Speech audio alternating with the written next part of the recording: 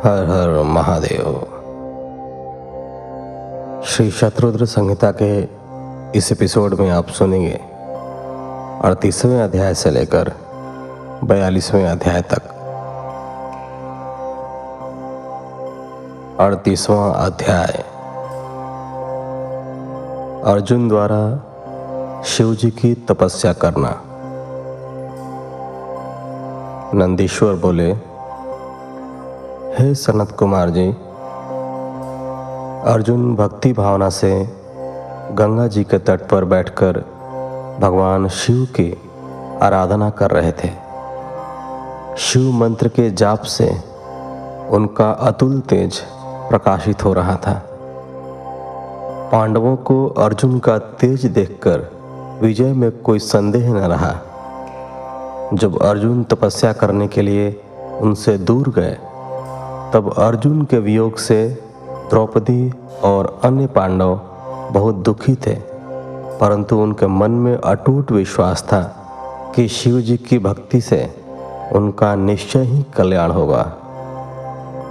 उनके दुख को जानकर एक बार व्यास जी फिर उन्हें समझाने के लिए उनके पास आए। उन्हें देखकर पांडव बहुत प्रसन्न हुए और उनका आतिथ्य सत्कार करने लगे। तब महामुनि व्यास ने उन्हें उपदेश दिया और अनेक कथाएं सुनाई, परंतु पांडवों का दुख दूर न हुआ। एक दिन युधिष्ठिर ने महामुनि व्यास से प्रश्न किया, हे महाप्रज्ञ, जिस प्रकार के दुख और कष्टों को हम भोग रहे हैं, क्या पहले भी किसी को ऐसी परिस्थिति का सामना करना पड़ा है? युधिष्ठिर के इस प्रश्न को सुनकर व्यास मुनि कहने लगे कि पांडवों, निश्चय ही तुम्हारे साथ कौरवों ने छल किया है, परंतु अनेकों सिद्ध पुरुषों ने इससे भी अधिक दुखों को हंसते हंसते झेला है। निषद देश के स्वामी नल, सत्यवादी राजा हरिश्चंद्र, श्री रामचंद्र जी ने भी इन कष्टों को हंस कर झेला है। यह तो सत्पुरुषों का स्वभाव होता है कि वे विपरीत परिस्थितियों और दुखों से विचलित नहीं होते और सदा सत्य के मार्ग पर ही आगे बढ़ते रहते हैं। मानव को तो दुख झेलने ही पड़ते हैं। बचपन, युवावस्था, वृद्धावस्था, सभी में मनुष्य को दुख और कष्ट प्राप्त होता है। इसलिए अपने मन को मत भटकाओ और सत्य के मार्ग का अनुसरण करो, क्योंकि शिव जी सत्य से प्रसन्न होते हैं। इसलिए सभी मनुष्यों को सत्य के पथ पर चलना चाहिए। दूसरी ओर अर्जुन ने इंद्रकील नामक पर्वत के निकट गंगा जी के तट पर महामुनि व्यास के उपदेश के अनुसार शिवलिंग बनाकर उसकी विधि पूर्वक उपासना आरंभ कर दी। अर्जुन प्रतिदिन स्नान करके भक्ति भावना से इंद्रियों को अपने वश में करके भगवान शिव का ध्यान करते। दिन ब दिन उनकी भक्ति भावना और अधिक प्रबल होती जा रही थी। उनकी तपस्या के तेज से जीवों को भय होने लगा था। अर्जुन की तपस्या से दग्ध होकर अनेक देवता देवराज इंद्र के पास गए और उनसे बोले कि देवराज, अर्जुन भगवान शिव की घोर तपस्या कर रहा है और उसके तेज से सभी प्राणी दग्ध हो रहे हैं। अर्जुन की तपस्या के विषय में सुनकर देवराज इंद्र उनकी परीक्षा लेने के लिए उनके पास गए। इंद्र ने ब्राह्मण का रूप धारण किया और अर्जुन के पास जाकर पूछने लगे कि तुम इतनी छोटी उम्र में तपस्या क्यों कर रहे हो? तुम मुक्ति चाहते हो या विजय के लिए तपस्या कर रहे हो? परंतु इंद्र तो मोक्ष के स्थान पर सुख प्रदान करते हैं। इंद्रदेव के वचनों को सुनकर अर्जुन को क्रोध आ गया और वे बोले, हे मुनि, आप यहाँ क्यों पधारे हैं और इस प्रकार के प्रश्नों से मेरी तपस्या में क्यों व्यवधान डाल रहे हैं? मैं शिव जी की आराधना कर रहा हूँ। तब इंद्रदेव ने ब्राह्मण वेश त्याग कर अपने वास्तविक रूप के दर्शन अर्जुन को दिए। इंद्रदेव को अपने सामने पाकर अर्जुन को लज्जा का अनुभव हुआ कि मैंने इंद्र से अपशब्द कहे। उन्होंने देवराज इंद्र से क्षमा याचना की। देवराज इंद्र प्रसन्न होकर बोले, अर्जुन, तुम मांगो, क्या मांगना चाहते हो? मैं निश्चय ही तुम्हारा इच्छित वर तुम्हें प्रदान करूंगा। देवराज इंद्र के वचन सुनकर अर्जुन बोले, हे देवेंद्र, यदि आप मुझ पर प्रसन्न हैं तो मुझे शत्रुओं पर विजय का वरदान प्रदान कीजिए। अर्जुन के वर को सुनकर देवेंद्र बोले, अर्जुन, तुम्हारी विजय अवश्य होगी, क्योंकि भगवान शिव के भक्तों पर कभी कोई कष्ट नहीं आता। उनको संसार में किसी का भय नहीं होता। इसलिए तुम इसी प्रकार शांत चित्त और भक्ति भाव से त्रिलोकीनाथ देवादिदेव महादेव जी की तपस्या करो। उनकी प्रसन्नता से श्रेष्ठ जीवन में और कुछ नहीं है। यह कहकर देवराज वहां से अंतर्धान हो गए। तब अर्जुन पुनः शिवलिंग को प्रणाम कर उनकी आराधना करने लगे। 39वां अध्याय। शिव जी का किरात अवतार। नंदीश्वर बोले, हे सनत कुमार जी, अर्जुन महामुनि व्यास जी द्वारा बताई गई विधि से शिव जी की उपासना कर रहे थे। काफी समय तक तपस्या करने के पश्चात उनके तप का तेज बढ़ना आरंभ हो गया और उनका तप और रौद्र रूप धारण करता जा रहा था। अर्जुन ने एक पैर पर खड़े होकर सूर्य की ओर देखते हुए पंचाक्षर मंत्र का जाप करना आरंभ कर दिया। उनके तप के प्रभाव से सभी प्राणी, जीव जंतु और देवता दग्ध होने लगे। अर्जुन की इस घोर तपस्या के विषय में दुर्योधन को ज्ञात हुआ। उसने मुक नाम के दैत्य को अर्जुन के पास शुकर का वेश धारण करके भेजा। वह दुष्ट राक्षस अनेक प्रकार की ध्वनि निकालता और वृक्षों को उखाड़ता हुआ अर्जुन के तप के स्थान के निकट पहुंचने लगा। तब अर्जुन का मन एकाएक व्याकुल हो उठा और उन्होंने पलटकर उस कपटी राक्षस को देखा और मन में विचार किया कि जिसे देखकर मन व्याकुल हो वह अवश्य ही हमारा शत्रु होता है। यह विचार मन में आते ही अर्जुन को दुर्योधन का छल कपट याद आ गया। अर्जुन ने वहीं बैठे बैठे उस पर बाण चला दिया। उसी समय स्वयं भक्तवत्सल भगवान शिव भी अपने भक्त अर्जुन पर आए संकट को देखकर उनकी रक्षा व परीक्षा हेतु तुरंत वहां आ गए और उन्होंने भी उस बहुरूपीय राक्षस पर अपना बाण चला दिया। उस समय देवादिदेव महादेव जी ने भील का वेश धारण कर रखा था। उनके शरीर में श्वेत धारियां थीं और वह कच्छ बांधे हुए थे। उनके कमर पर तरकश और हाथ में धनुष बाण था और वे भी उसी शुकर का पीछा कर रहे थे। भील रूपी भगवान शिव और अर्जुन दोनों के बाणों ने एक साथ उस शुकर को अपना निशाना बनाया। शिव जी का बाण उस विशाल शुकर की पूंछ में और अर्जुन का बाण उसके मुख में लगा। उस भयंकर आघात को वह सह नहीं सका। पल भर में ही भयानक शब्द करता हुआ वह धरती पर गिर पड़ा और उसके प्राण पखेरु उड़ गए। उस समय सब देवता भगवान शिव की जय जयकार करने लगे। शुकर रूपी दैत्य के मारे जाने पर दोनों बहुत प्रसन्न हुए।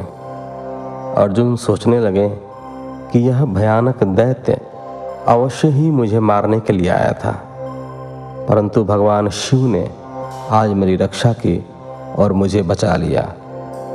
उन्होंने ही मुझे सद्बुद्धि देकर उसे मारने की प्रेरणा मेरे मन में जगाई।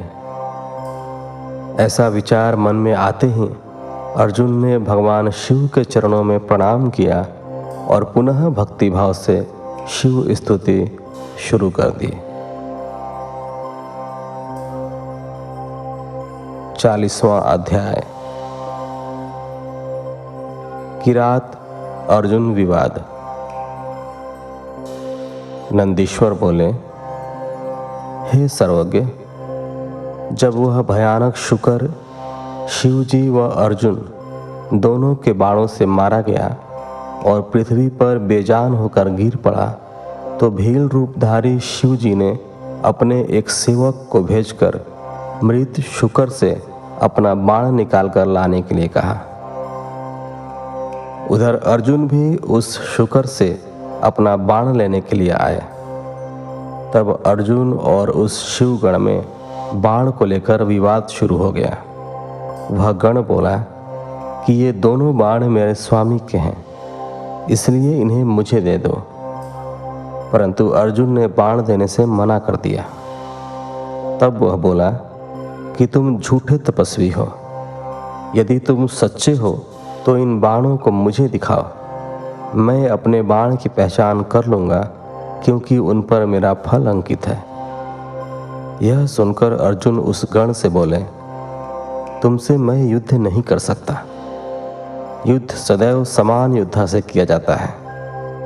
मेरे बल और पराक्रम को देखना चाहते हो तो जाओ और जाकर अपने स्वामी को भेजो। अर्जुन के वचन सुनकर वह गण किरात रूप धारण किए भगवान शिव के पास गया। अर्जुन ने जो कुछ कहा था उसने अपने स्वामी को वह सब यथावत बता दिया। सारी बातें सुनकर किरातेश्वर को बहुत प्रसन्नता हुई और वे अपनी सेना को साथ लेकर अर्जुन से युद्ध करने के लिए वहां आ गए। युद्ध भूमि में पहुंचकर किरात रूपी भगवान शिव ने अपने दूत को पुनः अर्जुन के पास भेजा। शिव जी का वह दूत अर्जुन के पास गया और बोला, हे तपस्वी, जरा हमारी विशाल सेना को नजर उठाकर देखो। तुम क्यों एक बाण की खातिर अपने प्राणों की आहुति देना चाहते हो? अच्छा हो कि खुशी से वह बाण हमें दे दो और अपनी रक्षा करो। यह सुनकर अर्जुन को क्रोध आ गया। वे बोले कि तुम जाकर अपने स्वामी से कह दो कि मैं अपने कुल को कलंक नहीं लगा सकता। भले ही मेरे भाई दुखी हों, पर मैं युद्ध से डरकर पीछे नहीं हट सकता। क्या कभी शेर भी गिद्दड़ से डरा करते हैं? जाकर अपने स्वामी को बता दो कि क्षत्रिय युद्ध से डरते नहीं हैं, बल्कि अपने शत्रुओं को युद्ध में पछाड़कर आगे बढ़ते हैं।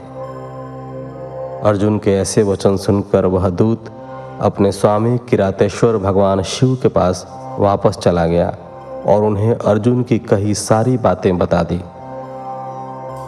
अपने गण की बातों को सुनकर लीलाधारी शिव मन ही मन अर्जुन की भक्ति, निडरता और अपनी बात की अडिगता देखकर प्रसन्न हुए। फिर उन्होंने अपनी सेना सहित आगे बढ़ना शुरू कर दिया।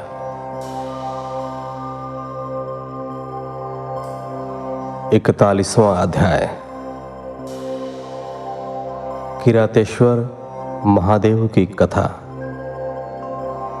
नंदीश्वर बोले, हे महामुने, जब किरातेश्वर शिवजी को उनके दूत ने बताया कि अर्जुन किसी भी स्थिति में समर्पण नहीं करना चाहते हैं और वे आपसे युद्ध करना चाहते हैं, तब शीघ्र ही किरातेश्वर शिव अपनी सेना के साथ युद्ध भूमि में पधारे। अर्जुन ने अपने आराध्य भगवान शिव के चरणों का स्मरण किया और अपना धनुष बाण लेकर उस विशाल सेना से लड़ने लगे। अर्जुन व भील सेना में बड़ा भयंकर संग्राम हुआ। दोनों ओर से बाणों की वर्षा होने लगी। अर्जुन, जो कि महान धनुर्धारी कहे जाते हैं, उन्होंने अपने बाणों से सारी गण सेना को पल भर ही में परेशान कर दिया। फिर क्या था, कुछ ही देर में सभी शिवगण अपने प्राणों की रक्षा हेतु युद्ध भूमि से इधर उधर हो गए, परंतु अर्जुन के बाण न रुके। जब भीलराज किरात की सारी सेना भाग खड़ी हुई, तब अर्जुन ने किरात वेशधारी शिव जी से युद्ध करना आरंभ कर दिया। अर्जुन ने अपने तीव्र बाणों से महादेव जी पर हमला कर दिया, परंतु वे भक्तवत्सल शिव जी का कुछ न बिगाड़ सके। उनका एक भी बाण शिव जी तक नहीं पहुंचता था। यह सब देखकर देवादिदेव भगवान शिव हंस रहे थे। जब अर्जुन ने देखा कि वह किसी भी प्रकार से उस किरात को अपने वश में नहीं कर पा रहे हैं, तो उन्होंने भगवान शिव की स्तुति की। इसके प्रभाव से तुरंत ही त्रिलोकीनाथ भक्तवत्सल कल्याणकारी शिव जी ने अपने अद्भुत स्वरूप के साक्षात दर्शन अर्जुन को कराए। भगवान शिव का परम मनोहारी सुंदर स्वरूप देखकर अर्जुन धन्य हो गए और प्रसन्न होकर पल भर उन्हें देखते ही रह गए। तब यह जानकर कि वह किरात कोई और नहीं अपितु स्वयं शिव जी ही थे, उन्हें अपने युद्ध करने और उनका अपमान करने के कारण बहुत लज्जा महसूस हुई। वे अपने आराध्य के चरणों में गिर पड़े। शिव जी ने उन्हें उठाया और बोले, अर्जुन दुखी मत हो। तब अर्जुन हाथ जोड़कर भक्तवत्सल भगवान शिव की स्तुति करने लगे और बोले, हे महादेव जी, आपने इस प्रकार मुझसे रूप बदलकर युद्ध क्यों किया? मैंने आपका भक्त होते हुए भी आपका अपमान किया है। स्वामी, मुझे माफ़ कर दीजिए और मेरा कल्याण कीजिए। अर्जुन के वचनों से महेश्वर प्रसन्न हो गए और बोले, अर्जुन दुखी मत हो। मेरे द्वारा प्रेरित होने पर ही तुमने युद्ध किया था, इसलिए यह तुम्हारा अपराध नहीं, धर्म था। मैं तुम पर प्रसन्न हूँ। कहो पुत्र, किस कारण से तुम इतनी घोर तपस्या और साधना कर रहे थे? मैं तुम्हारी इच्छा पूर्ण करने का वचन देता हूँ। शिव जी के ऐसे वचन सुनकर अर्जुन ने शिव जी की स्तुति आरंभ कर दी। अर्जुन बोले, हे देवाधिदेव कैलाशपति सदाशिव, मैं आपको नमस्कार करता हूँ। हाथों में डमरू और त्रिशूल धारण करने वाले, गले में मुंडमाला, शरीर पर बाघंबर ओढ़े, गले में सांपों, मस्तक पर चंद्रमा और जटाओं में पतित पावनी श्री गंगा को धारण करने वाले कल्याणकारी शिव शंकर को मैं नमस्कार करता हूँ। भगवान, मैं आपका एक छोटा सा भक्त हूँ और आप इस संसार के ईश्वर हैं। भला मैं कैसे आपके गुणों का वर्णन कर सकता हूँ? जिस प्रकार बारिश के बूंदों और आकाश के तारों को नहीं गिना जा सकता, उसी प्रकार आपके गुणों की गणना कर पाना भी असंभव है। प्रभु, मैं आपका दास हूँ, आपके शरण में आया हूँ। मुझ पर अपनी कृपा दृष्टि सदा बनाए रखिए। आप तो अंतर्यामी हैं, अपने भक्तों के विषय में सब कुछ जानते हैं। प्रभु, हम पर आए इस घोर संकट को दूर कीजिए। यह कहकर अर्जुन मस्तक झुकाकर चुपचाप खड़े हो गए। अपने भक्त की स्तुति से हर्षित हो शिव जी बोले, हे अर्जुन, अपनी सारी चिंताएं त्याग दो। तुम्हारे कुल का कल्याण अवश्य होगा। तुम्हें सब कुछ मिल जाएगा। थोड़ा धैर्य रखो। यह कह शिव जी ने अर्जुन को अमोघ पाशुपत अस्त्र प्रदान किया। फिर अर्जुन को युद्ध में विजय पाने और शत्रुओं का नाश करने का वर प्रदान किया। साथ ही शिव जी ने उनकी सहायता हेतु श्री कृष्ण जी को भी सहयोग करने के लिए कहा। तत्पश्चात अर्जुन को आशीर्वाद देकर शिव जी वहां से अंतर्धान हो गए। शिव जी के जाने के उपरांत अर्जुन भी प्रसन्नतापूर्वक अपने आश्रम को लौट गए और जाकर अपने भाइयों को अपनी तपस्या सिद्धि और वर प्राप्ति के बारे में बताया, जिसे जानकर वे बहुत प्रसन्न हुए। अर्जुन की तपस्या पूर्ण होने के विषय में जानकर श्री कृष्ण उनसे मिलने आए और बोले, कि इसलिए ही मैंने कहा था कि शिव भक्ति सभी कष्टों को दूर करने वाली है। मुने, इस प्रकार मैंने आपको शिव जी के किरात अवतार का वर्णन सुनाया। यह सब कामनाओं को पूर्ण करने वाला है। 42वां अध्याय। द्वादश ज्योतिर्लिंग। नंदीश्वर बोले, हे सनत कुमार जी, अब मैं आपको सर्वव्यापी भगवान शिव के 12 ज्योतिर्लिंगों रूपी अवतारों के बारे में बताता हूँ।